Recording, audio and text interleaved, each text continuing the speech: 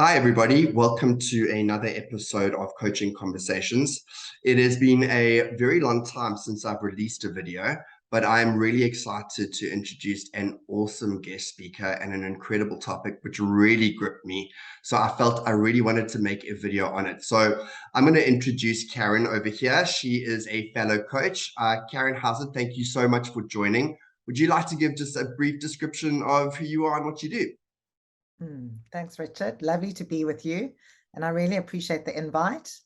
So I am the Director of Training for the Ontological Coaching Institute, and I'm very privileged to work with Alan Seiler as a course leader in the 18-month ontological coaching program, and also offer the 3-day course in South Africa and in London. I also coach, so I work with executives and also work with other coaches. So that's me in a nutshell. No, absolutely. And Karen over here, she was the person who inspired me to get into coaching and who trained me. So much respect for you. And thank you so much again for being able to be here with us today. So one of the main reasons why I was so intrigued to have you on this coaching conversation is because I saw something that you had posted on LinkedIn probably about 2 weeks ago, and I've got a piece of paper here, guys, so I'm going to be reading it because I don't want to get this wrong. And you had written over here, one of the persistent themes of what we call ontological, or the ontological approach, is that we live in a world of our own making. The world we perceive is just that, what we perceive. I do not know how the world is. I only know how I observe it, how it is for me. So would you mind just kind of explaining a little bit what that means? Sure. So, and let me see if I kind of a way to describe it is, in a way, we live in a cultural trance where it says there's an objective reality out there and everyone observes things in the same way and experiences things in the same way. And from an ontological perspective, that simply isn't the case.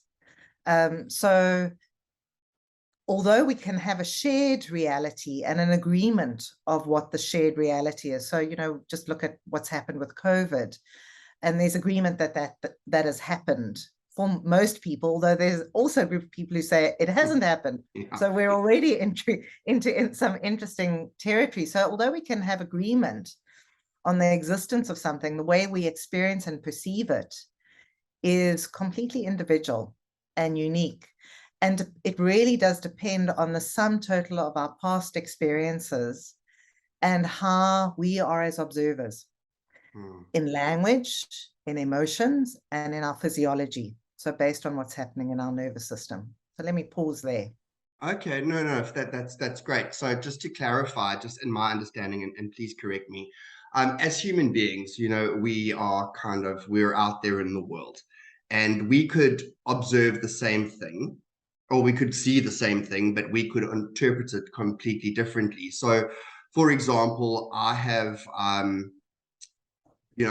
two students in my class because I lecture, and I could throw out a concept over there in terms of fantastic work over here. This is a great example of great work, and somebody could perceive it as me criticizing their work, and somebody else could perceive it as me giving them tips on how to make their work better and actually take it in a different way.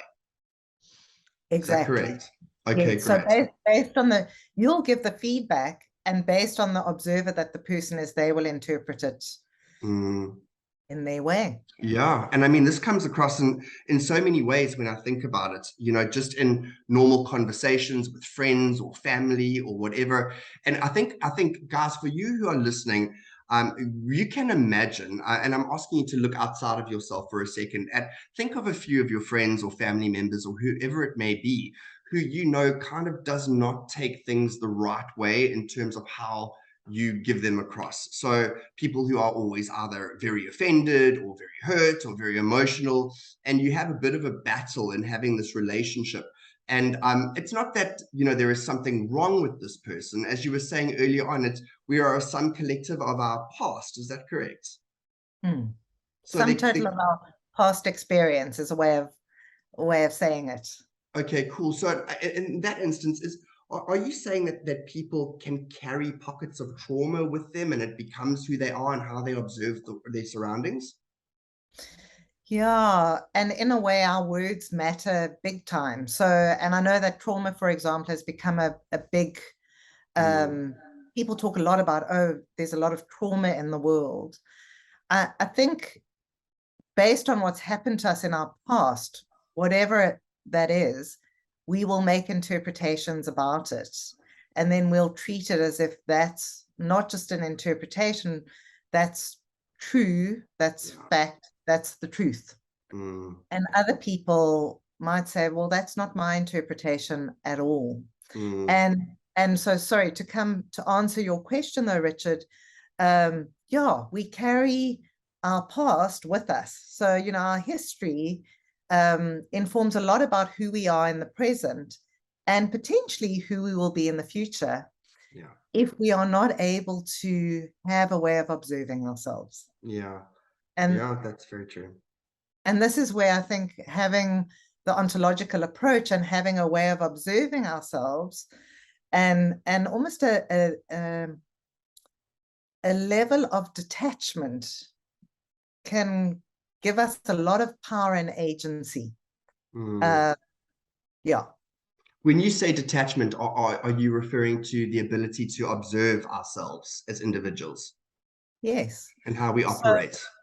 exactly. So and also to be able to observe, perhaps we've interpreted things in the past or even in the present, and there might be other interpretations we could. Mm. I love that because there are two things that jump to mind, and I briefly chatted to you about them. And when I do coaching conversations and I encounter this because it's on the regular, because humans are unique, and as you say, a sum of their entire past. Um, if and I use the reference often to heartbreak or relationships because it's the go-to. We all have an interpretation of, hey, listen, my heart's been broken there. I remember what it's like. So it's a point of commonality, I guess. So for those of you who are watching, I'd like you to think of an instance where your heart was broken, whether it be in the past or whether it is now. And then remember what it was like. I know for me, when there was a massive breakup or breakups in my case, in my life, that I remember being so broken and thinking, okay, this is it. I've lost my opportunity. This person is gone. I'm going to be alone forever. And you actually live in that residual for a very long time. And you base your whole life interpretation on, oh my Lord, this is now missing and I'm done. And what's interesting is when time passes and you eventually do meet somebody else, that interpretation of the person that you left or left you, etc., is no longer as impactful as it was. So I love the fact that we do grow.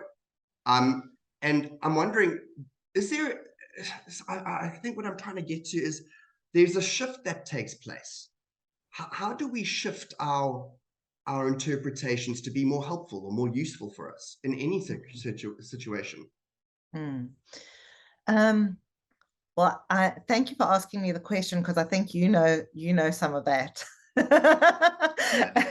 um, and I'll offer a perspective, and then feel free also, Richard, to comment. But if we take the example of someone who's experienced a breakup of a Mm, relationship, perhaps what they say to themselves about themselves and who they are in the breakup, in the immediate breakup, mm, that's part of the language and how they view themselves. Um, and over time, that might start to change mm, as they get a little bit of distance from it, and perhaps they start to use different language. So, for example, it might be something like, I'm really stuck in this and I can't see my way through. It could be, let's mm, say it's language like that. And then maybe over a period of time, they might say, I recognize I'm really stuck in this for now. mm.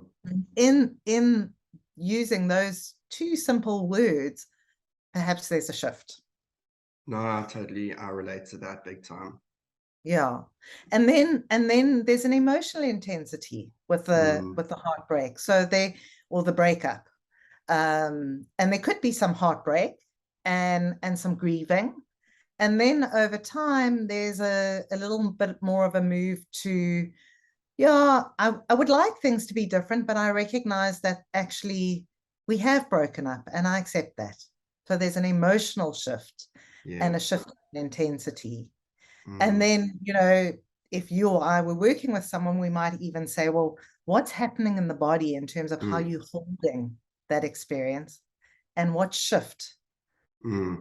that you make. So, and in the moment, the person might go, I realize I'm really holding myself tight, and just they breathe out and something shifts. Absolutely. I love that because what you refer to quite often in this conversation is the ontological approach.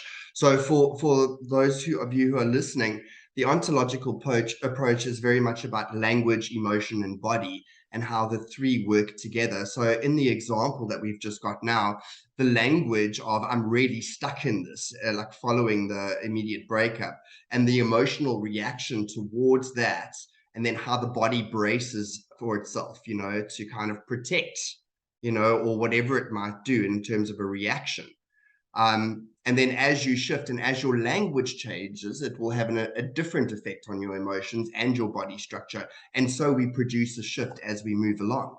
Is that Mm. correct? Yes, and it can happen in any one area. So it Mm, might happen in language yes. spontaneously. There might be an emotional shift, or the person might almost automatically say, I realize I've been bracing, and create a shift Mm, in their body. So it can in any one of those areas. And coming back to your what you introduced at the beginning, Richard, in the process, there's been a shift in interpretation. yes. And so there's a shift in our reality, in the way that we've explored. Mm. And this is about really second order learning through language, through emotion, through the body. We can create a shift. Absolutely. And the example that we've just used about heartbreak, I mean, what we're referring to here, it could be in any situation. It could be about a job, it could be a friendship, it could be the possibility of moving overseas or whatever it might be, or the thought of moving overseas at least. Using language is such a powerful tool in order to produce these little shifts along your life to get you from a point A to B, or to get you out of this feeling of being stuck. We can really become really acute observers. And another thing that you had written here on one of your other LinkedIn's, yes, I've been stalking you a little bit. It's just that it was saying, for us to use language to observe how about the interpretations that we live in. So just listening to ourselves and the way that we think about certain situations will give us a benchmark of, hey, this is actually where I'm at. Yeah. It's a great example that we chatted about earlier on is in terms of when I was an addict for all those years, and my whole life was surrounded around addiction and using every single day, etc. And my thought process was that, hey, listen, I'm going to die an addict. I'm never going to get out of this. It's nothing's ever changed in 18 years. This is what my life is going to be like. And as I was mentioning to you earlier on, I had a conversation with my mother about 2 days ago, and I just said, so out the blue, I said, hey, you know what? I cannot believe I used to be a drug addict. And she Mm. was like, yes, kind of like, yeah. Um, but it's an insane thing to be 5 years later and to look back at that period of addiction and to see how my life has shifted so much. And a lot of people can say, yes, it's because you're not using drugs. Absolutely.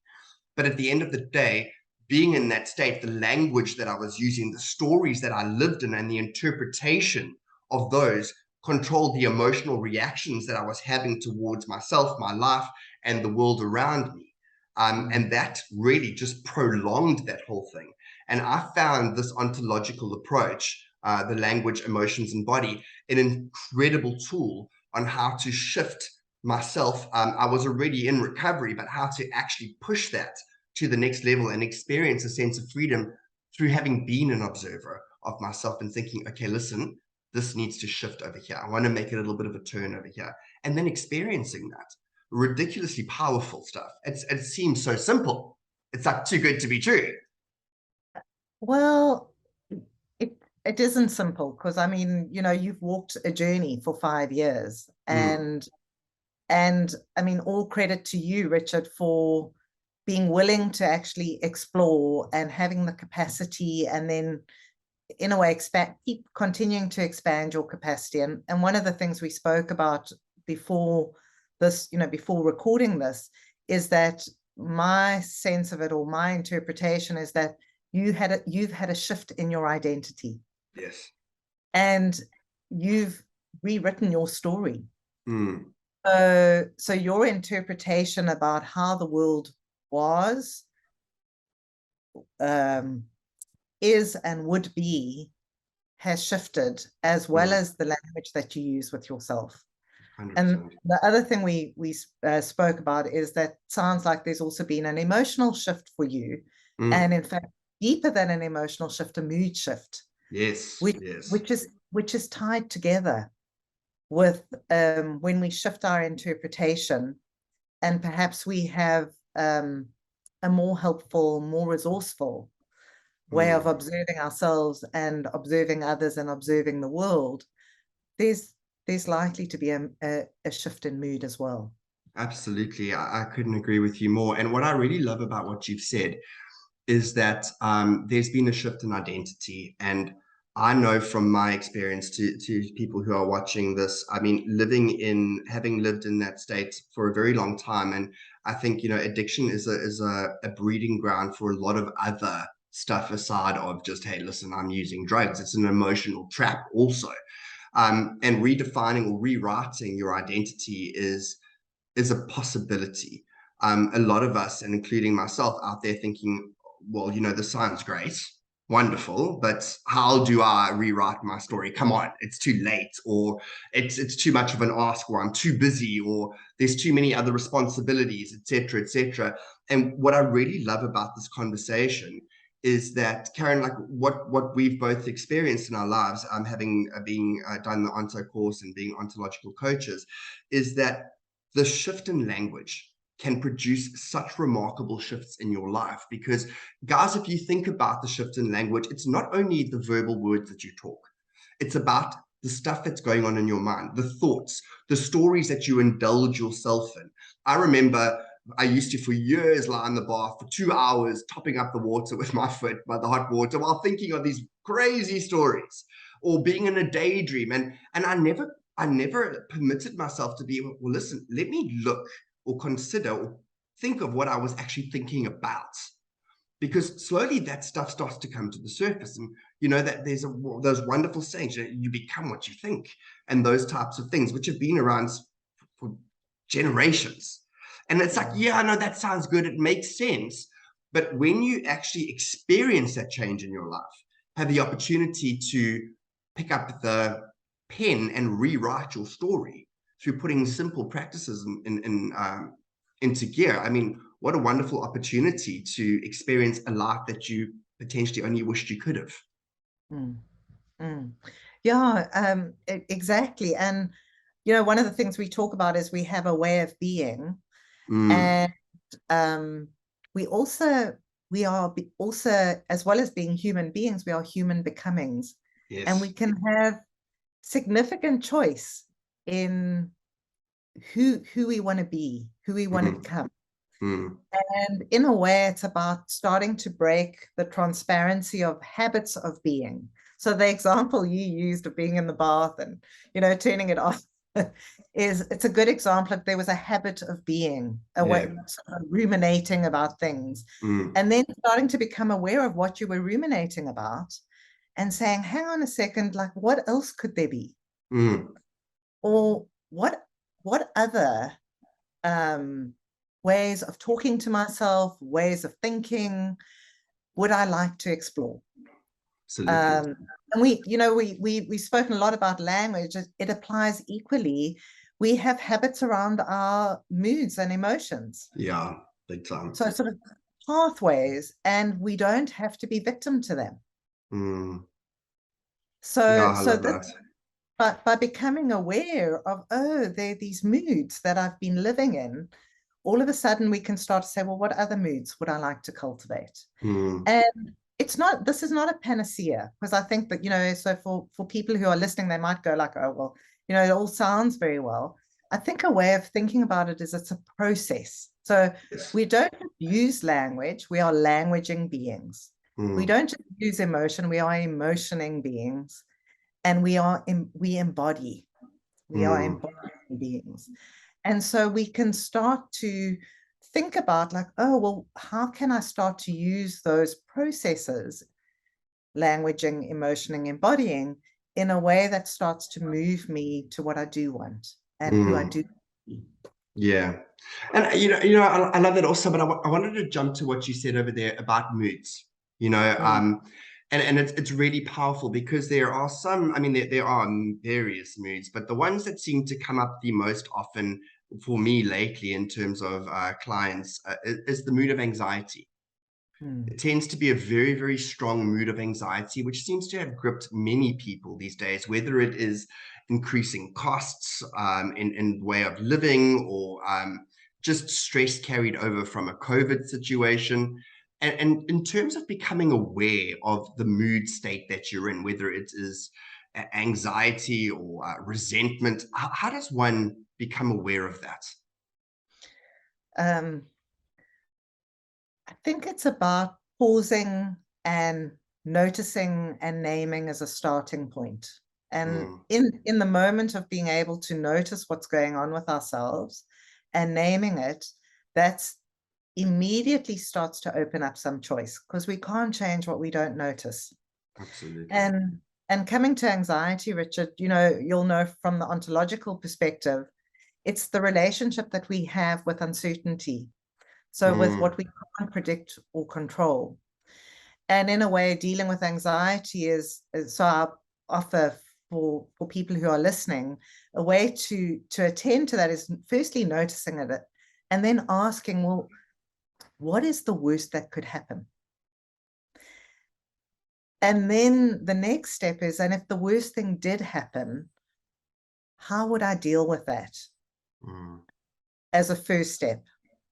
And then what would I do? And you can keep that going, because what that does is that puts us in touch with our resourcefulness, our capacity, yeah. and helps us start to figure out ways in which we can not just cope, but perhaps even thrive.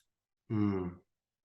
That's awesome. I think that's so important. I love the whole thing that you said about it will show us ways in which we can cope, in terms of our own resourcefulness, because anxiety does, we tend to get very carried away with it in terms Mm, of panic attacks or whatever it might be. And we can live under the grip of anxiety, and it can be so suffocating, exceptionally traumatic for people. And it's wonderful to have it's few tools to be able to say, okay, well, listen, this is something I can do. I'm not completely helpless to it. I can take a yeah. part in it to a degree. I really love that. And I think, this conversation for me, it's what a beautiful reminder of the resourcefulness that we do have as individuals, that Mm, we are not victims to this world. We yeah. do have resourcefulness and ways of dealing with this and being aware of ourselves. I mean, that's work that we can do. And this is what I loved about coaching is when I first got introduced to it, is because I love to take a part in my life. I like to play a part in my life. And a term that we used to use in recovery, and it's still used in recovery, is it's called take your inventory in a nightly basis or on a weekly basis, whatever that might be. And basically, what it would be is to really be in the moment and consider what your day was like. So start from Mm, the morning. How was I today? How did I operate today? How were my conversations today to others, to myself, etc.? And by doing that, what we were able to do in early stages of recovery is to kind of sweep the street clean for the day and start the new day with a clean street. And I had this conversation with a client the other day who is in recovery. And I was saying, well, listen, you know, you haven't swept your street clean or done your inventory for about 3 weeks. So what I'd like you to imagine is that your refuse hasn't been cleaned at all on your street. You've been dumping it every single day outside. And in the first 3 days, it was fine. Day 5, there's a lot of cockroaches there. Day 8, there are rats there. 3 weeks into that, can you imagine what the mess is? So if we do not permit ourselves to kind of just consider and be aware of how we operate or show up in this world and be cognizant of how we, the language that we use with others, with ourselves, etc., we somehow are responsible for being things are going crazy. Mm. We can take a part in it, and it's a beautiful tool.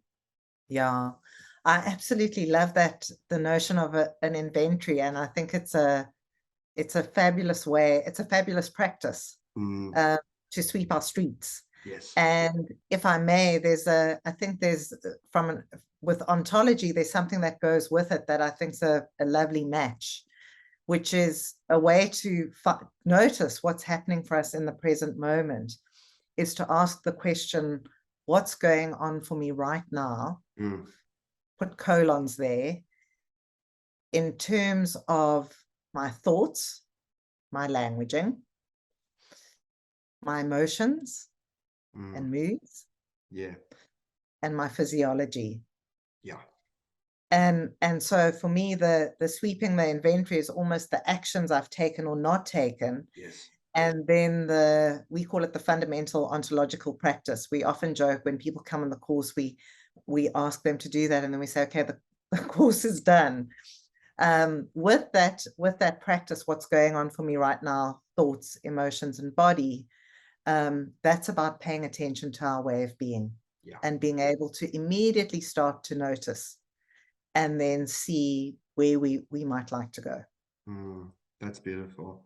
And just to clarify, our way of being, when we talk about that, it's just how we show up in the world or to the world or who we are as individuals, what's going on for us. Yeah, and linking it to the inventory and then the practice, it's effectively who and how we are being in the Yes. world and with Nice. ourselves. Nice. It's beautiful because I often use the term systemic with a lot of people. And everybody says to me, oh, what does systemic even mean? So I always say to them, if you had to open up the back of one of your old school watches and you'd see a beautiful system of cogs and springs, etc., those all need to be there in working order. They'd have to tick and turn for the other to tick and turn. So we can't really separate the language, the emotions, and the body. That systemic process, that perfect system, all Mm, works together. And it's so, as you keep on saying, which is a wonderful thing, we can produce shifts in language and in our emotions and in our body. It works together as a beautiful system. mm. Yeah, wow. Okay. This was such a great reminder for me. Thank you. It's always great to have a conversation with you. Um, so Karen, I wonder if you would just take maybe a minute just to explain where people can potentially get hold of you or find you to learn more about ontology and how to do this course. And guys, this is the coaching course that I did. It was petrifying, amazing, scary. It was all of those things, but wow, it completely changed my life. And as I mentioned earlier on, it really took me from, being a year or 2 years clean in recovery to being a completely different person. So where can people find you? Thanks, Richard. It's wonderful. Before I share that, it's really wonderful to hear about the shifts you've made and continue to make, and the expansion. Thank you. Thank you. So people in South Africa, they can go to www.ontologicalcoaching.co.za. If people are based in Europe, they can go to www.ontologicalcoaching.net. And they're welcome to make contact with me directly. So it's Karen, Karen, at poci.co.za. So Karen at the Ontological Coaching Institute, toci.co.za. And I know Alan equally would be interested in Mm. hearing from people. So I'm going to share his email address as well. It's ALAN at Ontological Coaching. Oh, I better check it. Just give me 1 second. It's all good. It's all good.